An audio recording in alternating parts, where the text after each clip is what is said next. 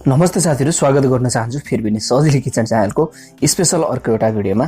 आज चाहिँ हामी चिकन 65 बनाउने छौं। बनाउनको लागि अति नै सजिलो हुन्छ र खाँदाखेरिमा यसको स्वाद कमालको स्वाद हुने हुनाले मलाई पनि अति नै मन पर्ने यो रेसिपी हो। आज यो रेसिपी तपाईहरुको बीचमा शेयर गर्न खोजिरहेको छु।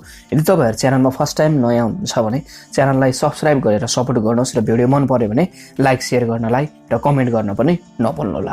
अब चाहिँ बनाउनको लागि मैले बोनलेस यो हड्डी नभएको कुखुराको मासुलाई लिएको छु र विशेष गरी चाहिँ मैले अलिकति लेग पार्ट र अलिकति ब्रेस्ट पार्ट मिसाएर राखेको छु र यो मासुमा म्यारिनेसनको लागि दहीलाई अलिकति राखेर थोरै अलिकति यसमा चिकन मसलालाई राखिदिने। हामी धेरै मसलाहरु यसमा हामी प्रयोग पनि गर्दैनौं र थोरै यो करी लिप्स या असारेको पातलाई हामी काटेर यसमा राखिदिने र स्वाद अनुसारको नुन पनि सँगै राखिदिनु पर्छ। अब यसमा अलिकति कलरको लागि काश्मिरी लाल मिर्च मैले यसमा राखेको छु, जसले गर्दाखेरि चाहिँ हाम्रो मासुमा मज्जाको राम्रो कलर आउँछ। कतिचोटी चाहिँ कलर पनि प्रयोग गरिन्छ तर कलर प्रयोग नगर्दामा राम्रो। र अदुवा लसुनको पेस्टलाई पनि यसरी राखेर त्यसलाई सबैतिर लाग्ने गरी मिक्स गरेर मोल्दै जानुपर्छ। र यसरी तयार गर्ने क्रममा हाम्रो मासुमा मसलाहरु भित्रसम्म पुग्ने हुनाले अति नै राम्रो र मिठो स्वाद बन्नलाई मद्दत पनि गर्छ र प्रत्येक मसलाको स्वाद यसरी आउनलाई मद्दत गर्ने पनि कुरा हो। र यसरी मिक्स गरिसकेपछि यसमा अलिकति यो कालो मरिचको धुलोलाई राखिदिने र यसलाई पनि यसरी मिक्स गरिदिनु पर्छ। आजको रेसिपी तपाईहरुलाई कस्तो लागिरहेको छ कमेन्ट पनि गर्नलाई नभुल्नु होला।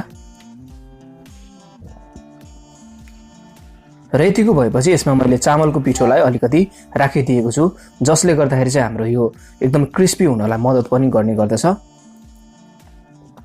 र यतिको भएपछि सबैलाई यसरी मज्जाले फेरि मिक्स गरिदिनु पर्छ। सबै मासुमा यो पिठो लाग्ने गरी यसरी मज्जाले मिक्स गरिसकेपछि फ्रिजमा लगभग हामी 30 मिनेट जति यतिकैलाई राखिदिने छौं र 30 मिनेट पश्चात यो फ्राई गर्नको लागि तयार भयो। मैले तेल यसरी तताइ पनि सकेको छु र मासुलाई यसरी फ्राई गर्न थालिदिने। जति पनि मासुहरु छ ती सबैलाई यसरी राख्दै मज्जाले फ्राई गर्न सुरु गर्ने। अब एक साइड यसरी फ्राई हुन थालेपछि अर्को साइड यसरी पल्टाउँदै फ्राई गर्नुपर्छ।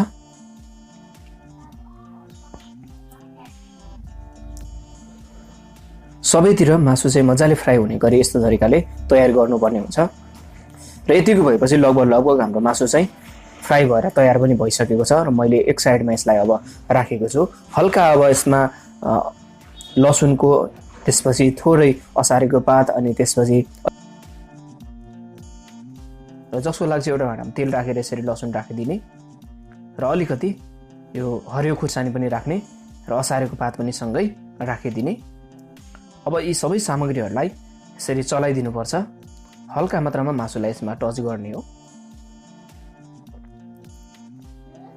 र यसरी सबै मासुहरूलाई फेरि अब राखिदिने। हामी रातो हुने बेलासम्म चाहिँ हामी यो लसुनलाई अनि खुर्सानीहरूलाई फ्राई गर्दा हल्का मात्रामा चलाउने हो र सबैतिर यसरी मिक्स गर्दै मिलाउँदै जाने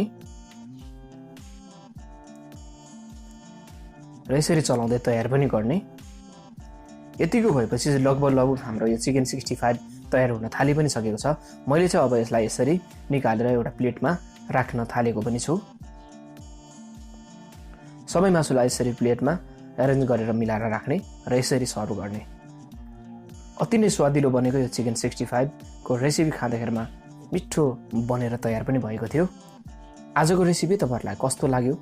यदि मन पर्यो भने चाहिँ भिडियोलाई लाइक गरिदिनुहोस्, शेयर गरिदिनुहोस्। च्यानलमा नयाँ हुनुहुन्छ भने सब्स्क्राइब गरेर सपोर्ट पनि गरिदिनुहोस्। तपाईहरुको बीचमा यस्तै नयाँ रेसिपीहरु फेरि पनि म लिएर आउने कोसिस गरिरहेको हुन्छु। यस्तै यसपालि चाहिँ चिकन 65 को रेसिपी बनाएर खाँदै गर्नु होला र आफ्नो अनुभव सजिलो किचनसँग शेयर गर्नु होला। तबसम्मको लागि नमस्ते।